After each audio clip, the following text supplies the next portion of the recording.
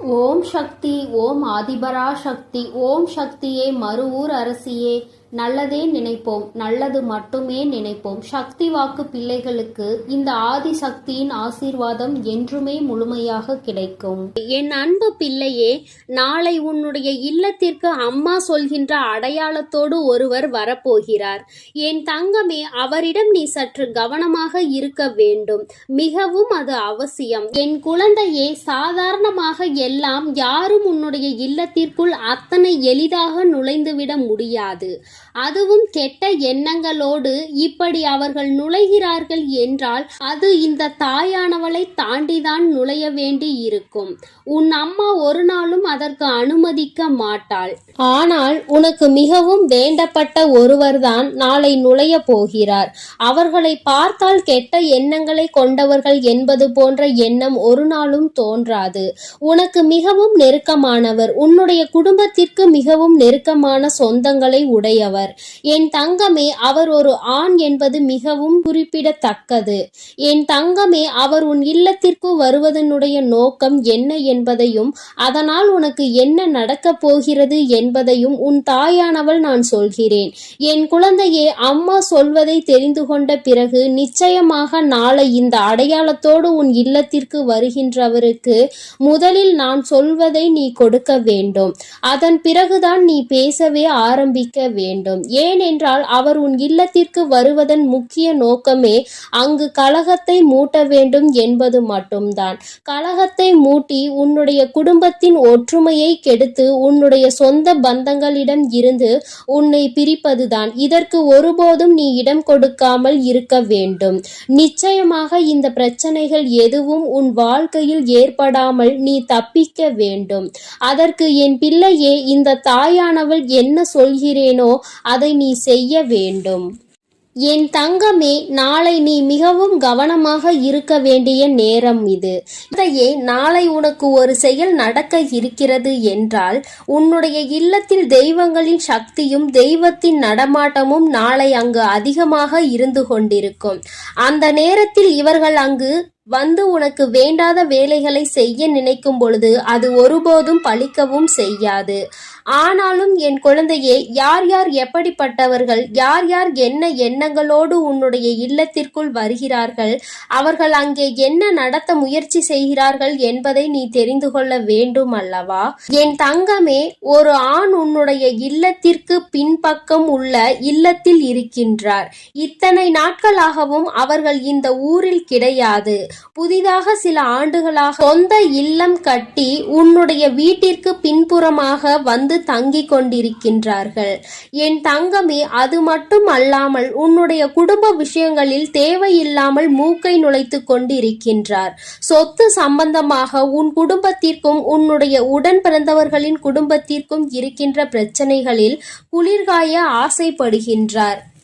இருவரிடமும் என்ன நடக்கிறது என்பதை தெரிந்து கொண்டு ஒருவரை பற்றி இன்னொருவரிடம் சொல்லி அவர்கள் என்ன சொல்ல நினைக்கின்றார்களோ அதை பிடுங்கிக் கொண்டு இன்னொருவரிடம் வந்து விஷயத்தை சொல்ல முயற்சி செய்து கொண்டிருக்கிறார்.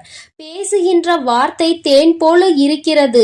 அதனால் நீயும் அவர்கள் என்ன கேட்டாலும் அதற்கு சரியான பதிலை கொடுத்து விடுகிறாய். என்ன நினைத்து உன்னுடைய இல்லத்திற்கு தினமும் வருகிறார்களோ அதை அப்படியே நிறைவேற்றி விட்டுதான் செல்கின்றார்கள்.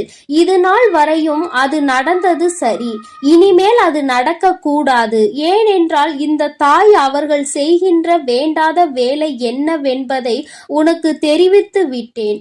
அதனால் இனிமேல் என் குழந்தை நீ கவனமாக இருக்க வேண்டிய நேரம் இது. உன்னுடைய வாழ்க்கையில் உன்னுடைய குடும்பத்திற்குள் கலகத்தை மூட்டுபவர்கள் ஒரு நாளும் நுழையக்கூடாது. அவர்களை நீ அனுமதிக்கவும் கூடாது. அதனால் என் பிள்ளையே, நீ செய்ய வேண்டியது என்னவென்பதை அம்மா சொல்கிறேன்.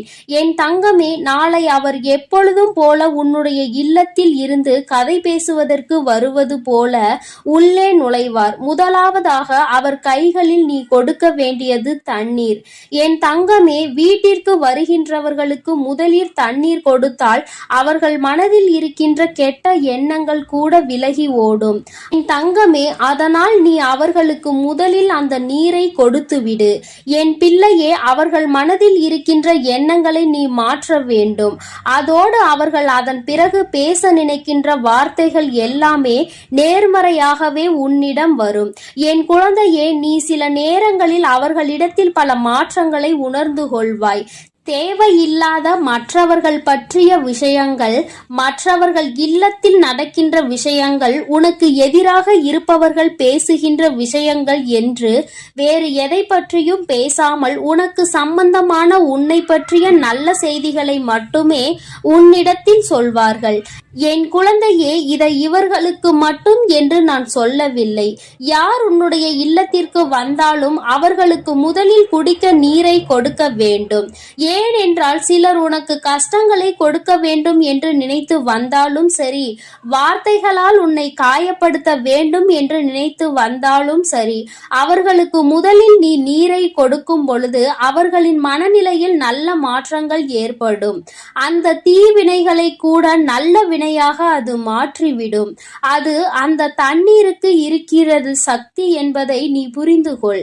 என் குழந்தையே, அதனால் இந்த செயலை உன்னுடைய வாழ்க்கையில் மிகவும் முக்கியமான செயலாக நீ எடுத்துக்கொண்டு நாளை உன்னுடைய இல்லத்திற்கு வருகின்ற இவருக்கு நிச்சயமாக நீ செய்ய வேண்டும். அவருக்கு நிச்சயமாக நீ மரியாதை கொடுக்கத்தான் வேண்டும். உன்னை காயப்படுத்துவதற்காக வந்தாலும், தேவையில்லாத விஷயங்களை பற்றி பேசுவதற்கு வந்தாலும், நீ நடந்து கொள்கின்ற விதத்திலே அவர்கள் வந்தது எத்தனை பெரிய தவறு என்பதை உணர்ந்து கொள்ள வேண்டும். என் தங்கமே, உன்னுடைய வாழ்க்கையில் உனக்கு ஏற்பட்டிருக்கின்ற கஷ்டங்கள் நிறைய இது போன்றவர்களால் தான் ஏற்பட்டிருக்கிறது. இது போன்றவர்கள் செய்கின்ற தேவையில்லாத சூழ்ச்சிகள் தான் உன் வாழ்க்கையில் உன்னை அதிகப்படியான காயத்தை கொடுத்து இன்னமும் அதிலிருந்து மீண்டு வர முடியாமல் தவித்து நிற்க வைத்து கொண்டிருக்கிறது. இனிமேலும் கஷ்டங்களை வளர்த்து கொள்ளாமல், மேலும் மேலும் வாழ்க்கையில் பிரச்சனைகளை சேர்த்து கொள்ளாமல், என் பிள்ளை என்ன செய்ய நினைக்கின்றாயோ அதை சரியாக செய்ய வேண்டும் என்றால் நாளை உன் இல்லத்திற்கு வரப்போகின்றவரை உன் பக்கம் நீ இழுக்க வேண்டும். நிச்சயமாக நீ கொடுக்கின்ற நீர் அவர்களின் மனதை நல்லபடியாக மாற்றும் என்பதில் எந்த ஒரு மாற்று கருத்தும் கிடையாது. என் பிள்ளையின் வாழ்க்கையில் ஒவ்வொரு நாளும் ஒவ்வொரு நொடியும் கடந்து வருவதற்கு அத்தனை கஷ்டப்படுகிறாய். ஏனென்றால் நீ ஒன்று நினைக்க சுற்றி இருக்கின்றவர்கள் கொடுக்கின்ற கஷ்டம் அத்தனை பெரிதாக இருக்கிறது. அது போன்று என்னாலும் உனக்கு கஷ்டத்தை கொடுக்கின்ற ஒருவர்தான் நான் சொல்கின்றவர். அதனால் என் பிள்ளையே, என்ன நடந்தாலும் இனிமேல் இவர்கள் வாயில் விழாமல் தப்பித்து கொள்ள வேண்டும் என்பதில் மட்டும் நீ தெளிவாக இருக்க வேண்டும். ஒருமுறை இவர்கள் வாயில் விழுந்து விட்டாலே, இவர்கள் செய்கின்ற செயலை ஊக்குவித்து விட்டாலோ மேலும் மேலும் உனக்கு கஷ்டங்களை கொடுக்கத்தான் இவர்கள் துணிந்து நிற்பார்கள் என்பதை நீ மறந்து விடாதே. இந்த வாழ்க்கையில் என் பிள்ளை அனுபவிக்க வேண்டிய சந்தோஷங்கள் நிறைய உனக்காக காத்து கொண்டிருக்கிறது. அதற்கு நடுவில் இது போன்ற மனிதர்களுக்காக நீ உன்னுடைய செயல்களில் பிரச்சனைகளை ஏற்படுத்திவிடக் கூடாது அல்லவா? யார் யார் எப்படிப்பட்டவர்கள் என்பதை புரிந்து கொண்டு அதற்கு ஏற்றாற் போல என் குழந்தை நீ நடந்து கொள்ள வேண்டும். நிச்சயமாக இவர்களின் வருகை உன்னுடைய இல்லத்தில் பிரச்சனைகளை உருவாக்காமல் நீ பார்த்து கொண்டால் போதும். என் தங்கமே, இந்த அடையாளத்தோடு அவரை நான் சொல்லி இருக்கிறேன். இனிமேலும் நீ தேவையில்லாமல் அவர்களிடத்தில் எல்லா கதைகளையும் பேசிக்கொண்டு உன்னுடைய ரகசியங்களை எல்லாம் தெரிவித்து கொண்டு இருப்பாயானால் அதற்கு மேல் உன்னுடைய விருப்பம். இனிமேல் அம்மா, என்னுடைய வாழ்க்கையில் பிரச்சனை நடக்கிறது என்று ஒரு நாளும் நீ என்னிடம் சொல்லிவிடக் கூடாது. உன்னுடைய பிரச்சனைகளை சரி செய்வதற்கான ஆயுதம் உன்னிடத்தில் இருக்கிறது. அதை சரியான முறையில் நீ பயன்படுத்தி கொண்டாலே போதும். உன் வாழ்க்கையில் வேறு யாரும் நுழைய முடியாதபடி எல்லா விஷயங்களும் நடக்கும் என்பதை நீ புரிந்து கொள்வாய். என் அன்பு குழந்தைக்கு இந்த தாயானவளினுடைய ஆசீர்வாதங்கள் எப்பொழுதும் முழுமையாக கிடைக்கும். என் தங்கமே, அதனால் நீ எதற்காகவும் கலங்காதே, எதை நினைத்தும் வருந்தாதே. நீ நல்லதையே நினைத்தால் உன் வாழ்வில் எப்பொழுதும் உனக்கு நல்லது மட்டுமே நடக்கும் என்பதை நீ மறந்து விடாதே. என் அன்பு பிள்ளையே, அதனால் நீ எப்பொழுதும் சந்தோஷமாக இருக்க வேண்டும். நான் உன்னோடு இருக்கிறேன். என் அன்பு பிள்ளையே, உன் இல்லத்திற்குள் உனக்கு மிகவும் நெருக்கமான ஒருவர் வருவதற்கு முயற்சி செய்து கொண்டிருக்கிறார். அவர் உன் இல்லத்திற்கு வருவதற்கு மிகவும் ஆசைப்பட்டு கொண்டிருக்கிறார். ஆனால் ஒரு தீய சக்தி அவரை உள்ளே வரவிடாமல் தடுத்து நிறுத்தி கொண்டிருக்கிறது. என் குழந்தையே, அம்மா, அப்படி என்ன தீய சக்தி என் இல்லத்தில் இருக்கிறது? என் இல்லத்திற்கு வர நினைக்கின்ற அந்த நல்லவர் யார் என்று என் குழந்தை நீ கேட்கிறாய் அல்லவா? என் தங்கமே, நிச்சயமாக உன் அம்மா அதற்கான பதிலை உனக்கு சொல்கிறேன். அதற்கு முன்பாக என் குழந்தை, நீ சில விஷயங்களை நிச்சயமாக தெரிந்து கொள்ள வேண்டும். வாழ்க்கையில் சில விஷயங்கள் உனக்கு தெரிந்து கொள்ள வேண்டியது கட்டாயமான விஷயமாக மாறிவிட்டது. எதுவுமே தெரியாதது போல என் குழந்தை நீ இருந்து கொண்டிருக்கிறாய். உன்னை சுற்றி என்ன நடக்கிறது என்பதை அறியாமல் இருக்கின்றாய். உன் இல்லத்திற்குள் தீய சக்தி இருக்கிறது என்று நான் சொல்லாவிட்டால் நிச்சயமாக உனக்கு தெரிந்திருக்க வாய்ப்பு கிடையாது. என் குழந்தையே, தீய சக்தி என்பது உன் இல்லத்தை சுற்றி வருகின்ற கெட்ட ஆவியோ கெட்ட விஷயங்களோ கிடையாது. உன் இல்லத்தில் இருக்கின்றவர்களினுடைய எதிர்மறையான எண்ணங்கள் தான் அம்மா தீய சக்தி என்று சொல்கிறேன். வீட்டில் எதிர்மறை எண்ணங்கள் அதிகமாக இருப்பதால் உன்னுடைய வீட்டில் எப்பொழுதும் சண்டை சச்சரவுகள் இருந்து கொண்டே இருக்கிறது. உன் இல்லத்திற்கு வர வேண்டும் என்று வாசலில் நின்று கொண்டுதான் அவர்கள் இருக்கிறார்கள். அதனை உன் இல்லத்திற்கு வர ஆசைப்படுபவர்கள் இங்கே வருவதற்கு வெளியில் நிற்கும் பொழுது இவை அனைத்தும் அவர்களை வரவிடாமல் தடுத்து வைத்திருக்கிறது. என் தங்கமே, உன் இல்லத்திற்குள் வருவதற்கு ஆசைப்பட்டது வேறு யாரும் கிடையாது. அது உன்னுடைய குலதெய்வம்தான். என் தங்கமே, உன்னுடைய குலதெய்வத்தையே உள்ளே வர முடியாமல் அங்கே தீய சக்திகள் நிறுத்தி வைத்து கொண்டிருக்கிறது என்றால் நீ எத்தகைய பெரிய சிக்கலில் இருந்து கொண்டிருக்கிறாய் என்பதை முதலில் சிந்தித்து பார்க்க வேண்டும். குலதெய்வமானது எப்பொழுதுமே உன் இல்லத்திற்குள் இருக்க வேண்டும். அவர்கள் இருந்தால்தான் உனக்கு பாதுகாப்பு அதிகமாக இருக்கும். உன்னுடைய இஷ்ட தெய்வம் இந்த அம்மா எப்பொழுதும் உன்னை பாதுகாத்து கொண்டுதான் இருக்கிறேன். உனக்கு எந்த ஒரு விஷயம் என்றாலும் முதலில் உனக்காக வந்து நிற்பது உன்னுடைய குலதெய்வம் என்பதை நீ மறந்து விடாதே. என்ன நடந்தாலும் அவர்களை தாண்டிதான் உன்னை தொட முடியும் என்பதை நீ புரிந்து கொள்ள வேண்டும். உன்னுடைய இஷ்ட தெய்வம் நான் கூட அவர்களுக்கு பிறகுதான் வருவேன். அவர்கள் உன்னுடைய குலத்தை மட்டுமே காக்கின்ற தெய்வம். அதனால் அவர்களுக்கு எப்பொழுதும் உன்னை பற்றிய சிந்தனை மட்டும்தான் இருந்து கொண்டிருக்கும். அதனால் என் தங்கமே, அவர்களை நீ உள்ளே வரவழைப்பது என்பது உனக்கு மிகவும் முக்கியமான விஷயமாகும். என் தங்கமே, நீ இன்று செய்யக்கூடிய விஷயம் நிச்சயமாக அவரை உள்ளே வரவழைத்து உன் இல்லத்தில் இருக்கின்ற அந்த தீய சக்தியை வெளியே விரட்டி அடித்துவிடும்.